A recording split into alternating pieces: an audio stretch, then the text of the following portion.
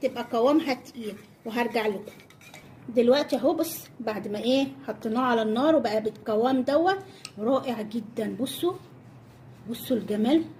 هتحطيه على بشرتك مساء، كل يوم مساء هتحطيه على البشره وتسيبيه من ربع ساعه لنص ساعه، وبعد كده تغسلي بشرتك. يا ربنا على على النضاره وكمان على شد البشره.